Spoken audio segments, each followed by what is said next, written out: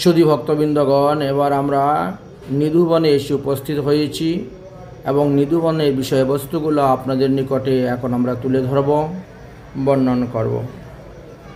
অহে শ্রীনিবাস রাধা কৃষ্ণ সখীসনে নিধুবনে ক্রিয়ারত এই নিধুবনে।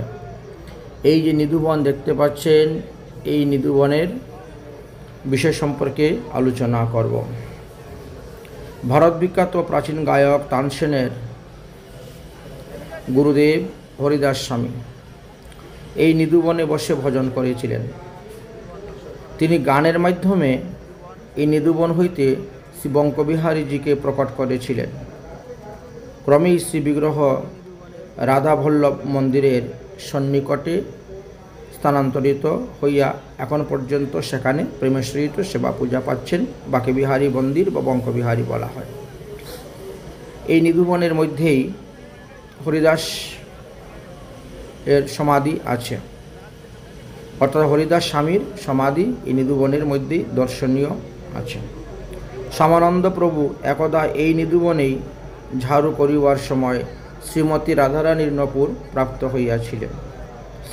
এই নিধুবনেই শ্রীকৃষ্ণচন্দ্র রাসলীলা করিয়াছিলেন। একদিন শ্রীকৃষ্ণ রাধিকার সহিত এমনভাবে রাসলীলা অর্থাৎ এমনভাবে নৃত্য করেছিলেন, নৃত্যমগ্ন হয়েছিলেন, যার মাধ্যমে কোনো বাহ্যজ্ঞান ছিলই না। এমতো অবস্থায় শ্রীমতী রাধারানীর বাম চরণে স্থিত ইন্দ্রনীলমণিযুক্ত নপুরটি খসিয়া পড়ে যায়। তাহাতে রাধারানী বুঝতে পারিলেন না। লীলা অন্তে সকলেই নিজ নিজ গৃহে গমন করিলেন। সেই দিন প্রভাতে শ্রী শ্যামানন্দজি ওই নিধুবন ঝাড়ু করিবার কালে সেই নপুরটি প্রাপ্ত হন। নপুর প্রাপ্ত হইয়া আনন্দেতে তিনি তাহা ললাটে স্পর্শ করিলেন, আর তৎক্ষণাৎই তিনার কপালে নপুরের চিহ্নযুক্ত তিলক হইয়া যায়। সেই জন্য সেই সময় হইতেই তিনি এবং তাহার শিষ্যগণ সকলেই নপুরের ন্যায় তিলক করেন বা তিলকের মধ্যে একটি বিন্দি চিহ্ন ধারণ করিয়া থাকেন। এই স্থানে তিনি নপুর প্রাপ্ত হইয়াছিলেন। সেই স্থানটি অদ্যপিও প্রস্তর পলকের দ্বারা বাঁধানো আছে এবং নিত্য পূজিত হইয়া থাকে।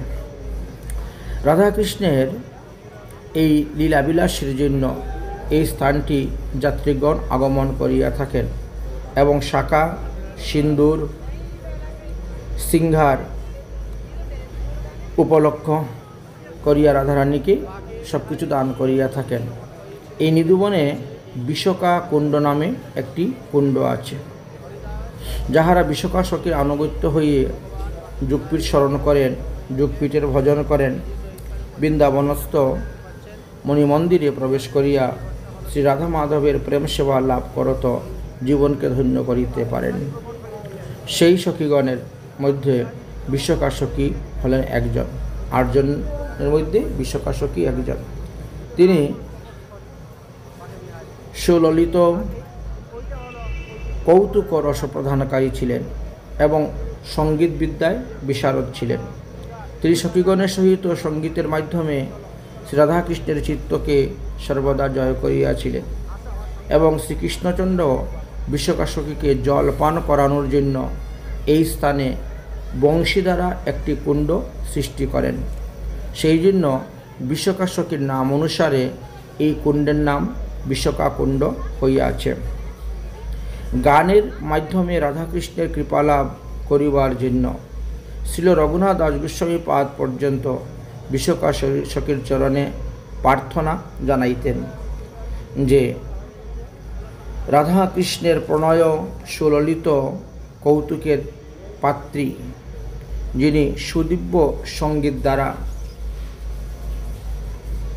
কোকিলকে পর্যন্ত পরাজিত করতেন, কোকিল স্বরকে পরাজিত করতেন, সেই বিশকা সখীর অনুগ্রহ প্রার্থনা করি। হে দেবী, আপনি আমাকে কৃপা করুন, আমিও যাহাতে এইভাবে নাম কীর্তন করতে পারি। আচ্ছা, শ্রীমতী রাধারানী এখানে গোবিন্দকে শৃঙ্গার করেছেন এবং গোবিন্দ রাধারানীকে শৃঙ্গার করেছেন। এই নিধুবনে রাধারানীকে রাজা বানিয়েছিলেন। সমস্ত দেবগণ দেবীগণ এসেছিলেন এবং রাধারানীকে অভিষেক করে এই নিধুবনেই তাদেরকে রাধারানীকে রাজা বানিয়েছিলেন।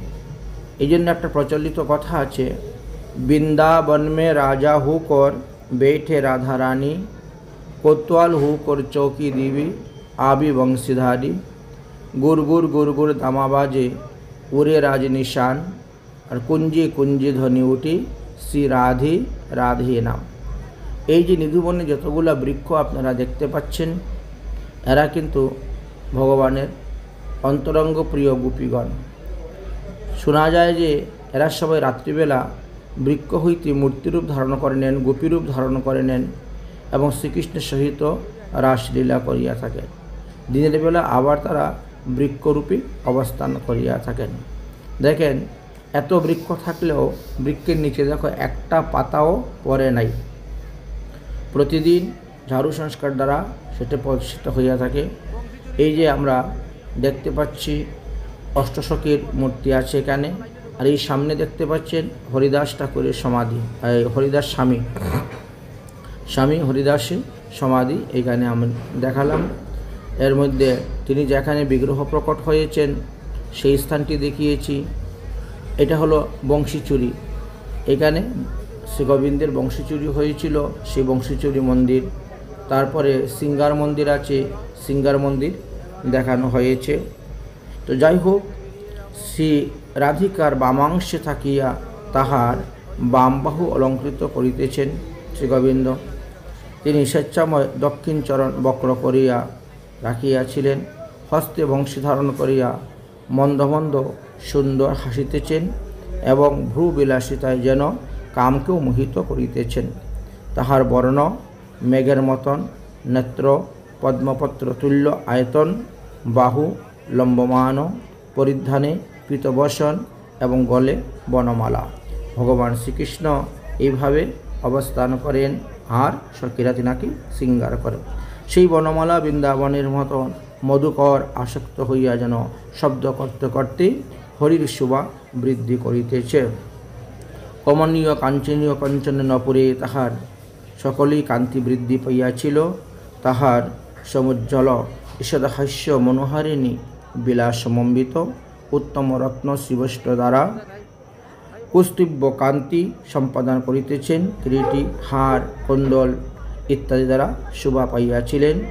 সেই শ্রী গোবিন্দের দিব্যস্থান আমরা আপনাদেরকে দর্শন করাইলাম। এটি হলো সেই নিধুবন। এই নিধুবনে চতুর্দিকে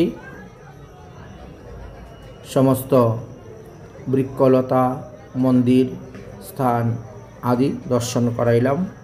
এটি বৃন্দাবনের মুখ্য স্থান।